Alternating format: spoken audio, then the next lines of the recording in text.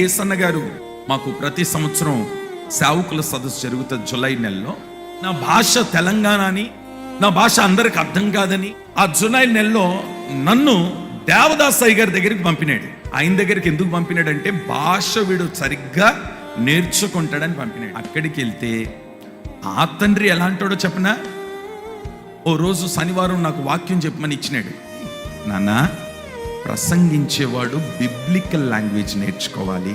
మనం మాట్లాడితే మన తెలుగు రాష్ట్రంలోనే తెలంగాణ భాష ఉంది, ఆంధ్ర భాష ఉంది, రాయలసీమ భాష ఉంది, రకరకాల భాషలు ఉంటాయి. ఈ అందరికి అర్థమయ్యేటట్టుగా మాట్లాడే భాష నువ్వు నేర్చుకోవాలరా అని చెప్పి నన్ను కూర్చోబెట్టి భాష నేర్పించి వాక్యం ఎలా చెప్పాలి, ఎలా ప్రిపేర్ చేయాలి, మొదటి రెఫరెన్స్ ఏముండాలి, లాస్ట్ రెఫరెన్స్ ఏముండాలి, నువ్వు వాక్యం చెప్పేటప్పుడు డైవర్ట్ కాకూడదు, నువ్వు ఆ సబ్జెక్టు ఈ సబ్జెక్టులు దీంట్లో తీసుకొని రాకూడదు, ప్రారంభం ఏది ప్రారంభిస్తున్నావు ముగించేటప్పుడు కూడా ఆ ప్రారంభ వాక్యముతోనే ముగించాలని నన్ను కూర్చోబెట్టి నాకు బోధించి ఈరోజు ఒక ఉపదేశకునిగా నన్ను సరిచేసి సరిదిద్దిన వాడు మా తండ్రి దేవదాస్ అయ్య గారు. ఏమండి, అలాంటి దైవజనుల దగ్గర నేను పాదపరిచర్య చేసి నేర్చుకుంటే ఆ దైవజనుడి దగ్గరికి నేను ఎప్పుడు వెళ్ళినా ఆయనకి ఎంత సంతోషం అంటే, వాస్తవానికి ఆ దైవజనులు ఆయన కుమారులు లేరు, కుమార్తెలు లేరు, నన్నే ఒక కుమారుడు మాదిరిగా అధికముగా ప్రేమిస్తాడు.